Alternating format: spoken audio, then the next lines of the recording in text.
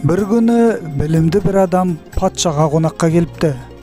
Патшаның қайғылы түрін көріп, себебін сұрапты. Патша: сұрама, күлмейтін бір қызым бар, дертін ешкім білмейді. Патшам, рұқсат етсең, сарайыңызға қонақ болайын. Мүмкін қызыңыздың қайғысының себебін табармын, дейді жолаушы. Патша қуана рұқсат етіпті. Сол күннен бастап саяхатшы екі қызды патша рұқсатымен жасырын аңди бастапты. Қараса, екеуі түнде жатар алдында жастықтарының астынан бір дәптер шығарып, бір нәрселер жазып, таңертең жазғандарын оқып, орындарынан тұрады екен.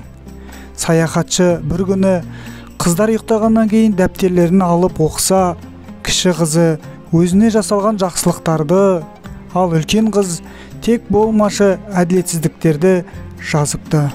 Ертеңінде саяхатшы кіші қыздан рұқсат алып, оның дәптерін үлкен қыздың жастығының астына қояды. Таң атысымен патшаның үлкен қызы жастық астынан дәптерді алып оқыпты. Сарайдағылар екеуіне де бірдей қарағандықтан, ол дәптерде жазылғандарды жатырқамапты. Өзіне жасалған жақсылықтар есіне түсісімен жүзі жадырап, қуанғаннан ән сала бастапты. Патша үлкен қызының қуанғанын көріп, өз құлағы мен көзіне өзі сенбейді. Бірден саяхатшыны шақырып, бұны қалай жүзеге асырғанын сұрапты. Саяхатшы: патшам, өмір айна сияқты, оның жақсы жақтарын ойласақ, бізге де әдемі көрінер.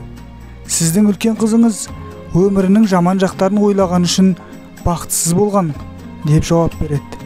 Патша үлкен қызын шақырып, оған енді дәптеріне тек жақсылықтарды ғана жазуға кеңес беріпті.